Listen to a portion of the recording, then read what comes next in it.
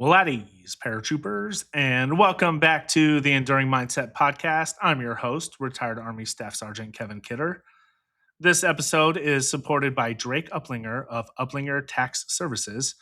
Drake is both a CPA and a CFP, helping individuals and businesses navigate tax strategy and gain real financial clarity.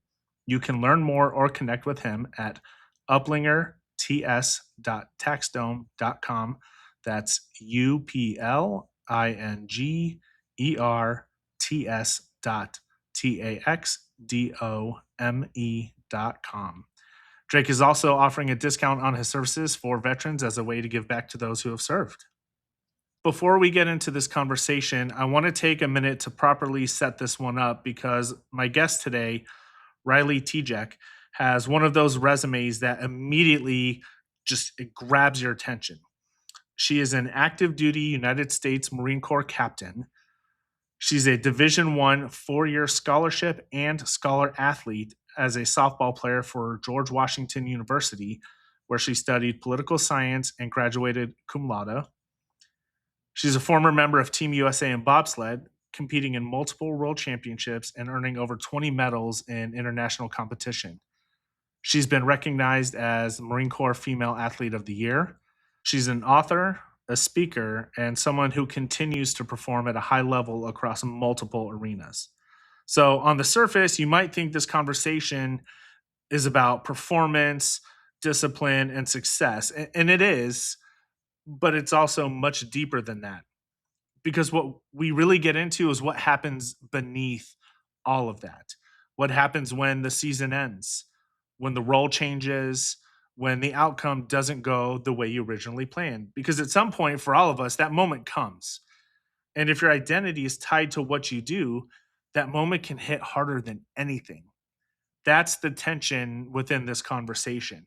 How do you chase excellence at a high level without allowing it to define you? How do you stay driven, disciplined, competitive, all while being grounded in something deeper? How do you navigate it when the plan changes? What stood out to me about Riley wasn't just what she's accomplished, which is incredible all on its own.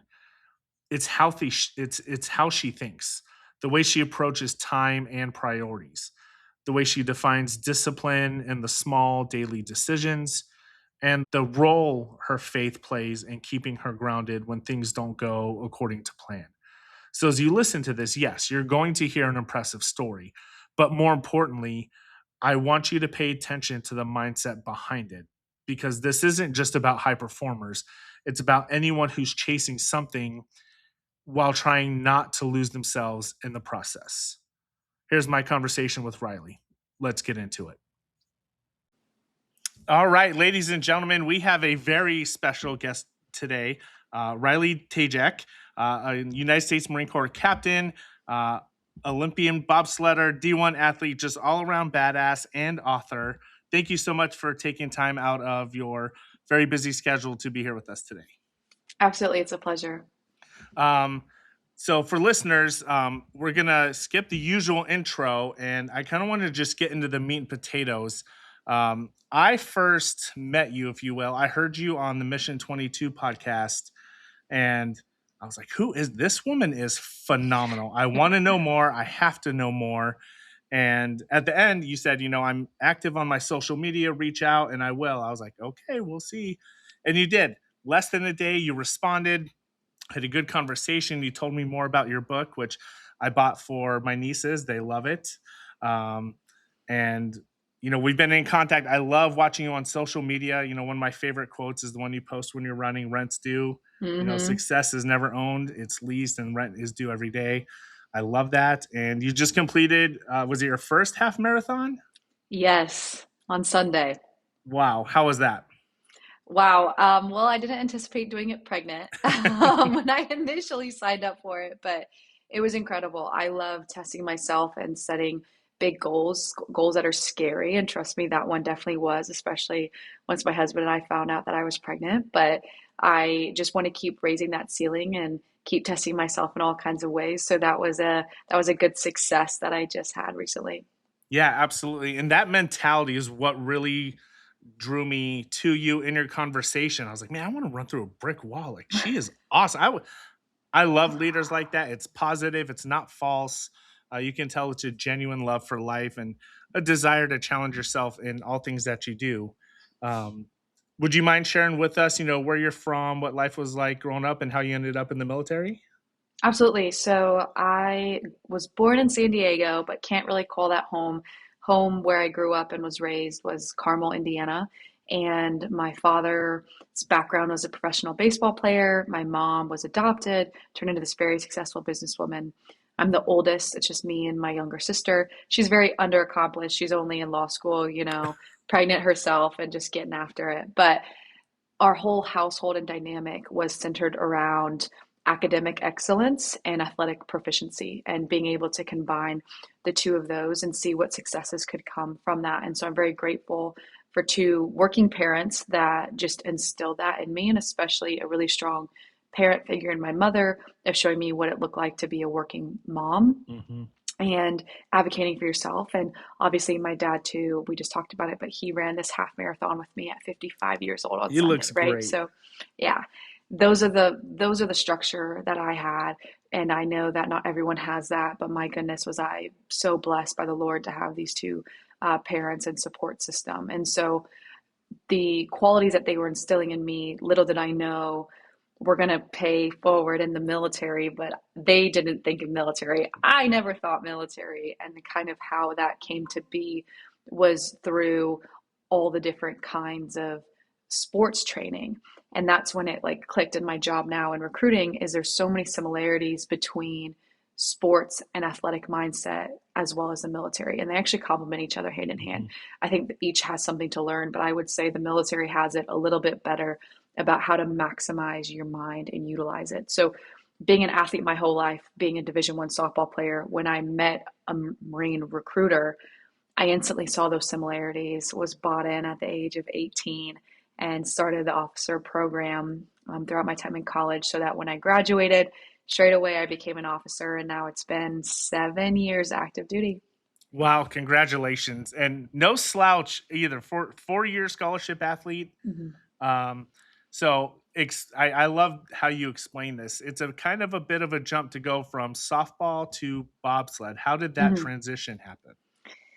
Yeah, a lot of things I do, people are like, the dots don't always connect. And that's where the Lord really steps in. And I say he's just the ultimate connector. But I often get asked, yeah, where'd you grow up? How did you get into bobsled? That doesn't make any sense. And I was like, I didn't do the sport of bobsled till after I graduated college at the age of 22, 23, which is not normal for most sports, but for the sport of bobsled, it is.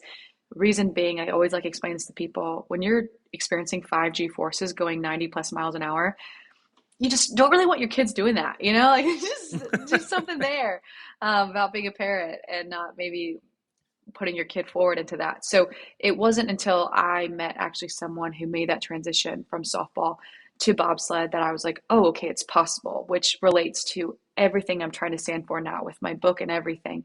If you can see it, if you can dream it, you can be it. If you can see someone similar to you that's done it, okay, now that path means that it's been established, which means it's easier for you to walk on. So Alana was able to show me that it was possible to continue professional sport in a sport that wasn't one that you grew up playing literally for the past, what, I played softball for 15, 18 Mm. years nonstop. And I was able to take what the military taught me, my background in that, and just like the grit and desire from the Lord that I knew that He was going to open a door for me that I was going to be able to walk through, allowed me to get to bobsledding. So again, started the sport at 22, 23, and competed for about a little over 5 years, two world championships, a national team, and got to compete at Olympic trials. So even though I didn't end maybe how I thought at the time, the Lord blessed me beyond belief to be able to compete. And since retiring, it's almost been a year ago, I've been blessed to marry absolutely the love of my life, and now have a baby on the way. So I'm glad his plan worked out better than what I initially envisioned several years ago, but it's been an incredible journey. Boy, talk about your will, not mine, huh? Hmm. I love that. There's been a thing going around on Instagram lately. It's like some of y'all uh, aren't elevating because you haven't learned how to clap for others. Mm. Was it difficult for you to watch the Olympics It doesn't seem like it. Like, I saw No. you as, like, the biggest cheerleader, "That's my Yeah. girl," and not even just bobsled, like, several sports and being just a phenomenal teammate and champion for them. I'll be super vulnerable and honest. I was worried that I might have some weird feeling about this or whether Mhm. it was jealousy. What I realized was I had to check my ego, and my husband was my biggest supporter on this. Is, he said, Riley, your identity is not in athletics, and you need to check yourself. And he would remind me that. And praise the Lord for the man that he gave me to help keep me in that mindset. And so what I was able to realize is watching the Olympics, I wasn't meant to go there. I knew that the Lord did not have that desire for me, because if it was his desire, I would have been there. And so it's this peace that surpasses all understanding. It doesn't mean it's easy. Like, don't get me wrong. I wasn't like, yay, I didn't make it. There's definitely some tears and stuff throughout the way. But by the time it actually came to the Olympics, my best friends were competing, and I wanted to be there for them. And I wanted to be their biggest cheerleaders and supporters, because they're out there alone fighting against even each other at that point, teammates, it's every team for themselves. And I wanted them to know that they were loved and supported. And I meant that with everything I had. My very best friend, Keisha, absolutely crushed it as her first Olympics as a pilot. And that's where some of those came in. And then Alana won gold and Kaylee won bronze. And it just all of the things. I My heart was so happy, and that purity only came from proper healing of being able to step away from the sport on my own terms, but also in coordination with God, and being able, just like you said, clap for others, but also we say like give someone else like flowers, very similar, and give credit where credit's due. And actually, I had more fun celebrating other people, which was insane, because I remember the one time I won a gold medal, which was not this January, the January before, so a little over a year ago. What meant more to me, I thought, would have been standing on the podium hearing the national anthem. And I had a little tear. But actually, what trumped that was all the nations coming around and celebrating me in that moment, Wow. which meant to me that I was the teammate that I wanted to be to everyone and the competitor. And I remember that, and I want to give that now to others when I can. That's phenomenal. Um, you've talked about how much, your faith plays a role. Has it always been that way? Were you raised that way, or did, you find your own unique path that way? Great question. The Lord has to work in our hearts, and there's different seasons. I will say my parents did the very best they could. I grew up Catholic, and there was just a little bit of a disconnect for me, and that really started from sport. You know, once you look at competitive sports schedules now, Mhm, you're competing in travel tournaments, even Friday after school, all day mhm, Saturday, then Sunday's championship. So there's never a time when I was growing up through competitive sports that I was able to prioritize my faith the way maybe my parents wanted to or wished they would have. But I think they did their job enough in teaching me the faith and talking to me about what it means to be a Christian and like explore, which allowed me in college to kind of separate mhm. like I think a lot of people do. I was 18, moved to another city and trying to navigate who I was as a person. And I was able to kind of be like, I don't know if this whole church thing's for me, and instead what I tried to surround myself with wasn't necessarily anything bad, but more was just my resume, right? Mm. Like, I'm accomplished if I can hit this, this, this, this, this, this. And as soon as I did, it always had to be something bigger and something next. And that's ultimately what led me to caving to some of my teammates that I, to this day, praise the Lord that they were where they were, to continue to just pour into me and say, hey, I think that you should try this, not religion. You should try Christianity and a relationship with Christ differently this time. And when I did, my heart truly was changed from the inside out. So it was after that sophomore year. I was about 20 years old where I rededicated my life to Christ, but this time non denominational, as a Christian. And I really opened up my Bible for the first time, really started talking and exploring with the Lord. And since then, it has been a roller coaster. I would say there's not enough time to talk about all the years. But what I will tell you this is when you follow Christ, it becomes the best decision of your life, but also hardship is right around the corner. Mhm. And that's because now you have a deeper understanding of your purpose, and you are going to be tested and tempted more than ever before. And you can see this in Paul's life as he walked. Um, And I felt that. I felt that very much so, that the Lord blessed me beyond belief, but that did not mean that life got any easier. But I had a shalom peace, and I still do, a peace that surpasses all understanding, that Jehovah Jireh, my Father, will provide for me, and He has. But it doesn't mean that this world isn't broken. This doesn't mean that you're going to get everything you deserve. And it's not fair. And I've been on the receiving end of sometimes, right? Like some things that probably felt a little bit harder, and I asked God why. And I'll be honest, I was mad at Him quite a few times, Mhm. and uh, maybe wasn't reading my Bible as much as I have been at certain times. But I think all that to say is it's a relationship, and we don't ever have it perfect. And in order to continue to live the life I want to live, Christ has to be involved to some capacity. And I need to be more plugged into Him than I am of anything else. And that's when I'm the best version of myself. That's absolutely beautiful and wonderful. Um, my book is called The Invisible Veteran: Rediscovering Your Purpose, Identity, and Connection After Service. In a sense, you've lost identity twice, once as a D1 college athlete, and then again in your bobsled career. How have you been able to deal with those changes? Because I know when I took my uniform off for the last time, I struggled immensely, and I know I think I have an idea what your answer is going to be, but Well, I just first want to say every single veteran I've talked to has had a very similar experience. And I anticipate even myself having a very similar experience when I hung up my softball uniform, when I've hung up the bobsled uniform. Those things in particular were really, really tough for me. And it's tough because you naturally don't think you're making these things an idol, because we think of idol as like an object, but Mhm. an idol can also be a vision of yourself. And what I had to remind myself through this process is sport is something that I have done. It's not who I am, and it's a gift from the Lord. And anything that He gives you can also be taken away, because ultimately it's there for His purpose to glorify according to His plan. So I think the same thing for the military. People wrap their lives, and they do. They dedicate so much of their life and their time, and everything revolves around the military. And I get it. It's very demanding and expecting of you, but the hardest part is seeing that when people get that taken away, they feel like they've lost community, they felt like they lost purpose and lost who they were. The question I don't always think is how do we fix that once it's happened? I think how Mhm. do we get to, like we say, like the left of boom? How do Yeah. we get to that preemptive matters before we hit crisis? And I think that revolves around what I try to do with my Marines is let them know that there's so much more than just a Marine. And I don't mean just to downplay that title, but I mean that's not the number one title. And start writing down or explain yourself to me without talking about your job. And that becomes very hard for people. But I'm Mhm. like, there's so many other descriptors that, I want you to be known as, but also don't wrap up everything in service because it's going to be taken away at some point. Also, don't be judging other people based off of their service because that's also only a small portion of them. So I don't think there's a perfect way. I don't think it ever will not hurt. I don't think there ever will not be a shift. As military members, we're the most vulnerable in transition. That is very true.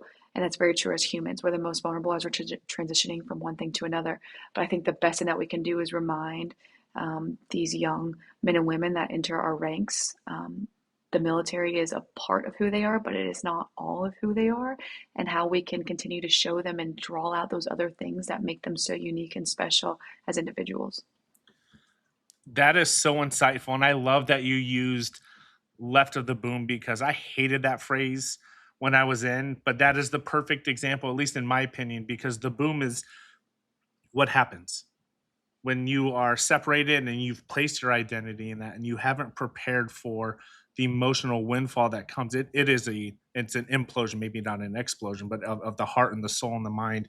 And as you try to traverse these next seasons of your life, it becomes treacherous if you don't have good people. And I'm so glad there excuse me, there are people like you who have the leadership mindset to talk about it now, not when they're 6 months out from getting out of Mm-hmm. the military. You're having that conversation now, so it's not the first time they've heard it, and the more they can plan and prepare is phenomenal.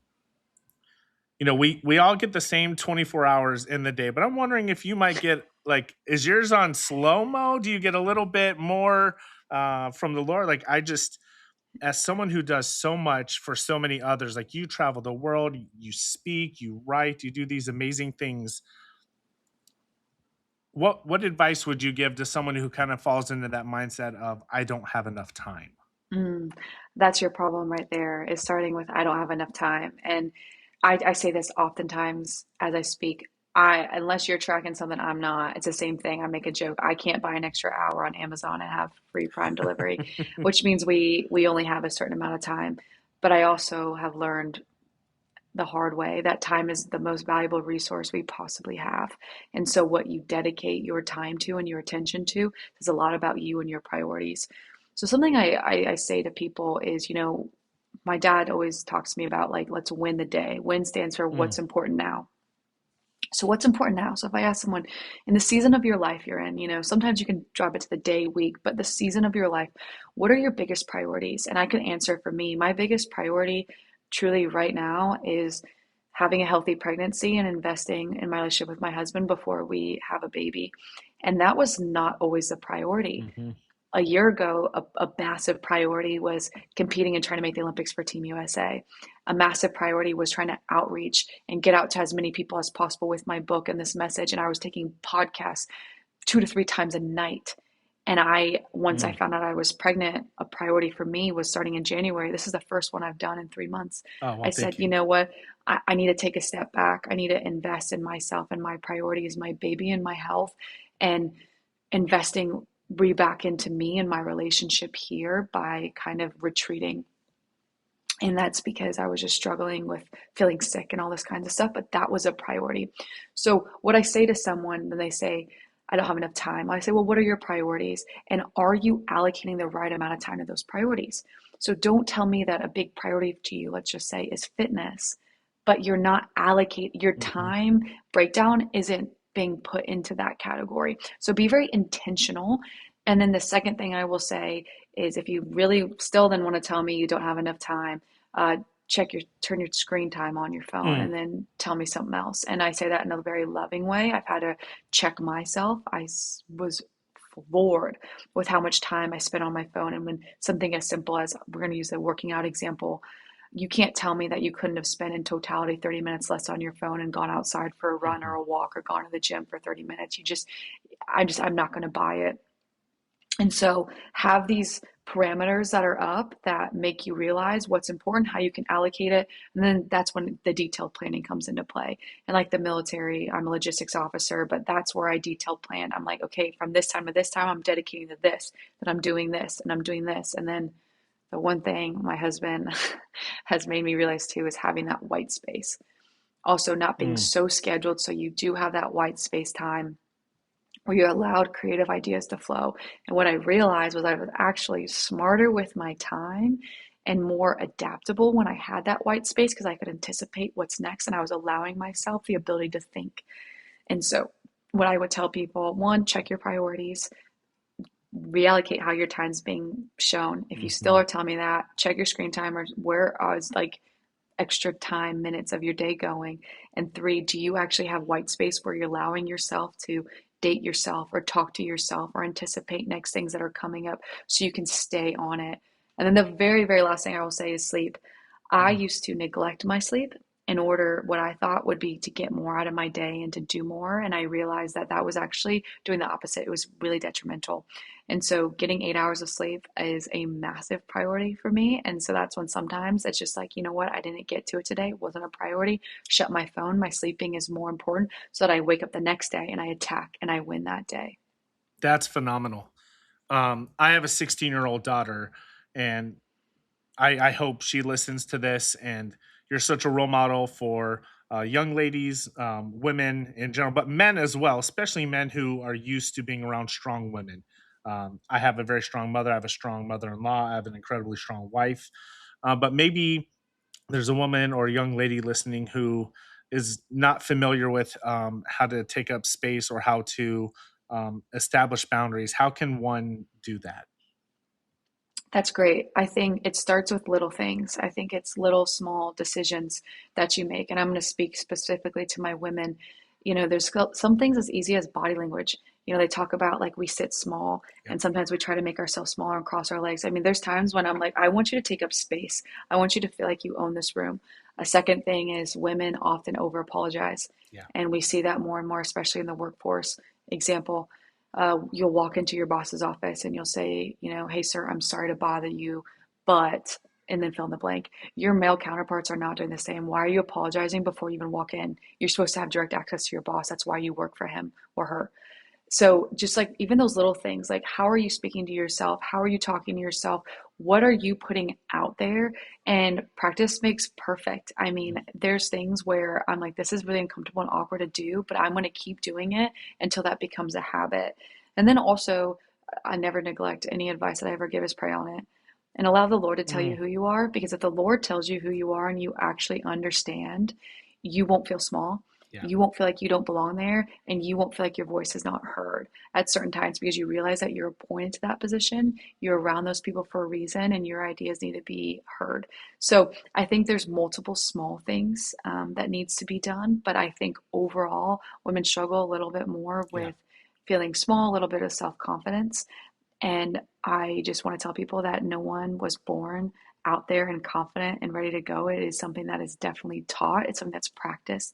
And it's something that you have to continue to invest in to become a habit. So you just don't know any different. Absolutely. That's incredible. You talked about habits. What's one simple habit that anyone can start tomorrow that will move the needle? I think you know what I'm going to say, but I'll do an easy thing. You want to move the needle, you start praying. Mm. The easiest thing is your meals. That's my biggest reminder sometimes. There's times when I get it, we get busy or we get overwhelmed or situations, but before I put food in my body every time, I say a small prayer. I first thank the Lord for everything that He's done. I pray for others, I pray for myself, and that could be something small. It could be 20 seconds, it could be 5 minutes, but that's a good kind of like reminder. And what that does, in my opinion, is recenter yourself. Hmm. No matter how busy you are, no matter anything, you realize the things that you have are a privilege. You're not just guaranteed them, you're not just giving them. It's hard to have a bad day when you look at things and you realize all the good things that you were given, things that we sometimes take for granted. And I think that moves the needle the most. One other small habit I talk about all the time is, and I'm not always the best at this, so I have to eat this myself, but not hitting the snooze button. Mm. What's the very first thing when you're supposed to get up for the day? Get up and get after it.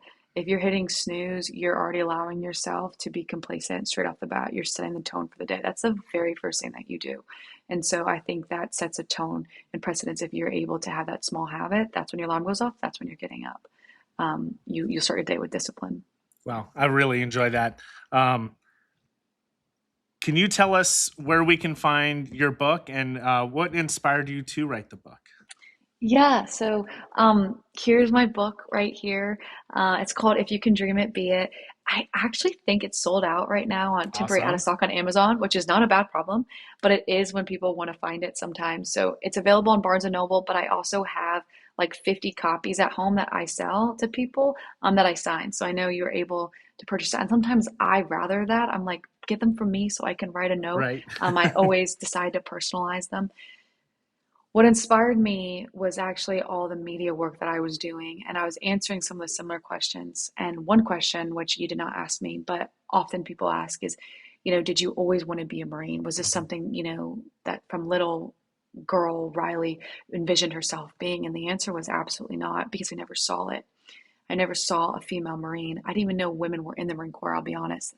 No, it sounds terrible. So the very point of this is showing someone, like I talked about early in the podcast, that if you can see someone, you have an example, you can dream it, you're able to go ahead and be it. And then the book is geared towards young ladies, but it applies to all genders.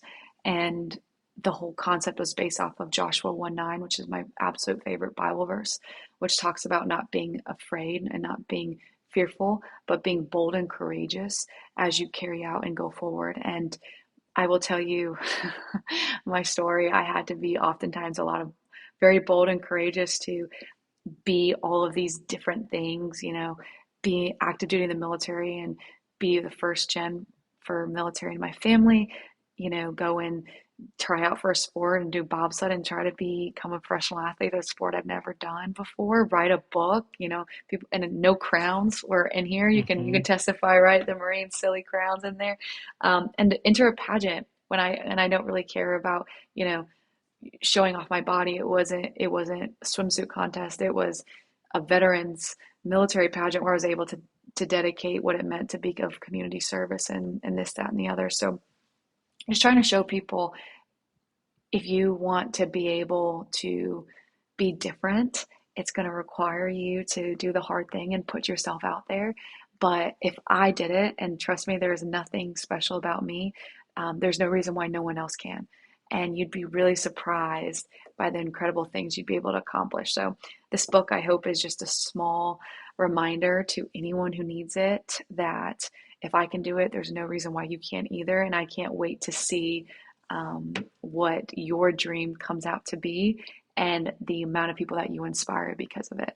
Absolutely. And it may be a children's book, but having read it as an adult, it absolutely resonates. It hits. Um, One last question. Eventually, we're all going to leave this earth. Mhm. What would you like your impact, your legacy to be when it's all said and done? I don't care if people remember my name. I care about how I made them feel, and I care about preaching the message and the gospel and the Great Commission. And I think that's the best thing I can do. That first part of it is, people may not remember what you say, but they remember how you made them feel. And I want to be someone that can just love and uplift people. I want to smile at the stranger. I want to be able to give someone a compliment. They're free, by the way. I want to be able to do, those nice things and not expect anything in return. I want to leave this world better than I found it. But ultimately, I could care less about being remembered. I just want to bring as many people I can with heaven to me. I want to populate the kingdom, and I want to be able to be up there someday and be like, oh, wow, and vice versa, because there was a lot of people that were praying and brought me there. And so as I get older and as I, approach motherhood, there's nothing more that I continue to want than to show people the goodness that exists in this world, in a world that is so broken and has so many, issues, that there is still hope and we can get there, and you're not alone when you have to figure it out. That's beautiful. Ladies and gentlemen, we're batting 1,000. No one has talked about cars, money, titles. Every single person that has come on the show, they've said, I want, in some way, shape, or form, said, I want to leave the world better than I found it. I think yours was one of the most eloquent and beautiful responses, especially bringing others to heaven with you. When I had Lieutenant Colonel Dave Grossman on, I mentioned there was this meme going around. There's a painter who likes to he takes pictures of guys rounding third as they hit a home run. Everyone's at home plate welcoming him, and he's like, "I think that's what heaven's like." So Oh, that's one of my favorite images as a huge baseball fan. But um, yeah, likewise. I love that. And I love that you asked that. And I think there's something to be said. If that's a common answer, there's some gold there. I think so. It speaks to the quality of people that have come on. Um, Thank you, Riley, so much for your time. We pray for you, your pregnancy, your husband, your career. Thank you so much for all the positivity and being a vocal steward of the Christian faith and continuing to draw other people to excuse me, people to His light and His word. And I thank you so much for coming on the show. Well, allow me then to likewise say thank you for creating a platform that allows people to speak openly and freely about it. Thank you for allowing military members to be able to express themselves through their faith to make a difference to other people. And you, even if you impact one or two people, or even if this conversation stays between you and I, my dad will listen. He's always a listener, and my husband, so don't worry.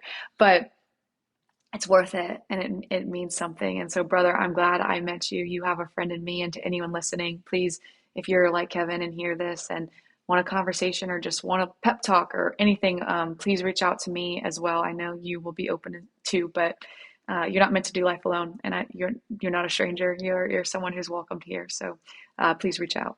Absolutely. Ma'am, thank you so much. Wow, man, I enjoyed that one. Thank you, ma'am, for taking time out of your impressive and busy schedule to join us for just a wonderful conversation.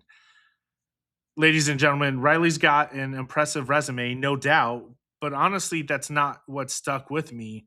What did is how she thinks, the way she's able to separate what she does from who she is. And honestly, that's where a lot of us get stuck. We attach our identity to performance, to a role, to a goal, and it works until something changes, until the season ends, the plan shifts, or life doesn't go the way you expected. And then you're left trying to figure out what's left. What she talked about, faith, priorities, discipline, and the small things, that's what keeps you grounded when life happens. And I'll say this too. We had to reschedule this conversation a couple of times. It just didn't line up right away. And now it comes out during Holy Week. Palm Sunday was 2 days ago. Easter is this Sunday. For a conversation that leans this heavily into faith, identity, and surrender, I don't think that was an accident. So if you're listening to this episode this week, just take a minute and sit with that. Thank you again to Drake Uplinger, founder of Uplinger Tax Services, for supporting this episode. Drake is a CPA and CFP, helping individuals and businesses navigate tax strategy and financial clarity. If you're a veteran, he does offer veteran discounts. You can find him at uplingerts.taxdome.com. If something in this episode resonated with you, you're not alone. Transition is hard, identity shifts are hard, healing is hard. But none of that has to be done in isolation. Reach out, make sure they are a fountain, someone that pours into you, not a drain. Initiate or have that tough conversation. Take the first step. Be the leader in your own life. If you found value in today's episode, please consider sharing it with a friend, leaving a review, or sending it to another veteran or leader who might need to hear this message. You can find us on Instagram, Facebook, Threads, X, YouTube, Amazon Music at enduring_mindset_enterprise. Check out the website, www.enduringmindsetenterprise.com. You can find out more about the business, the book, which is coming out May 26, 2026. The Amazon Live is almost ready for pre-order, so look out for that. And our new nonprofit arm, the Enduring Mindset Foundation. This has been the Enduring Mindset Podcast, reminding you that your past may shape you, but it does not have to define you. Until next time, onward, forward, fall out.